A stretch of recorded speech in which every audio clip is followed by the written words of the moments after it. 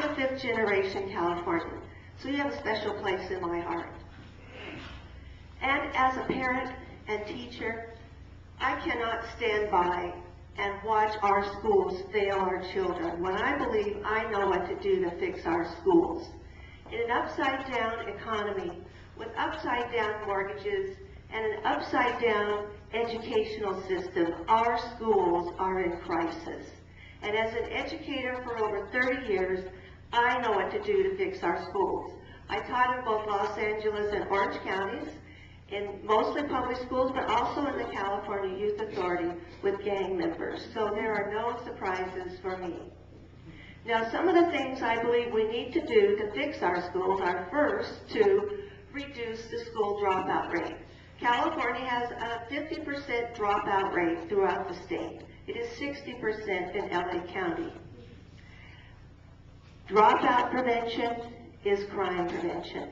Last year, you and I and the taxpayers of California spent $1.1 billion on those dropouts age 18 and under on crime-related expenses. I believe bringing more vocational education into schools will help provide skills for those potential dropouts and those who want a job right after high school.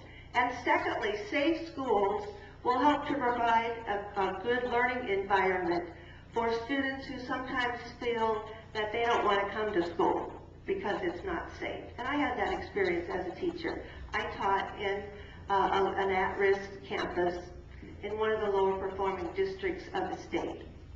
So we need to provide safe schools. And thirdly, we need to upgrade our curriculum. Part of that would be to have vocational ed, as I mentioned. Also, there are many programs that are available that will help, such as Peters Procedures. You can check that online, petersprocedures.com. It's a method and strategy by where we can empower teachers to improve academic achievement by those undisciplined students. We also need tutoring to help those young people who are failing.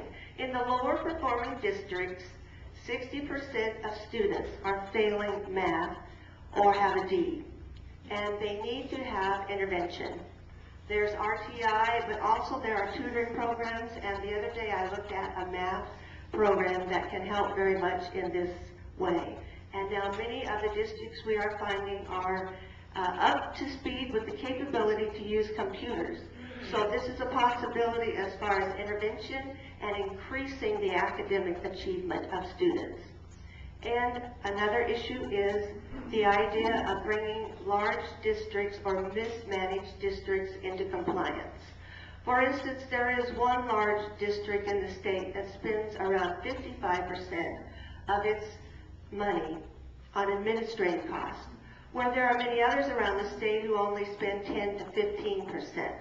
So there's an area, along with the other one I mentioned, whereby we can really improve the expenditures for education.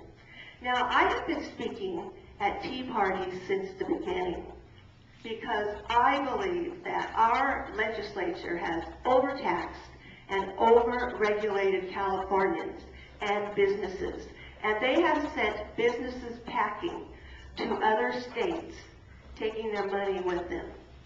So I will continue to stand for lower taxes because I believe it provides the ability for businesses to provide jobs, thereby having a larger revenue tax base, bringing in the money that we need in a fair amount rather than being overtaxed. And finally, you know, as a teacher teaching history, science, math, driver ed, and music, I believe that we can make sure we do probably the most important thing we can do, and we can do that together as community members, is make sure we pass the torch of liberty to each generation. And we can do that by making sure the Constitution is taught in our schools and in our local neighborhoods. I would like to institute a competency test for government, that students know our types of government and what a republic is, and what a democracy is, and how it functions, and that our primary job as a primary function of the educational institution is to pass the torch of liberty from each generation.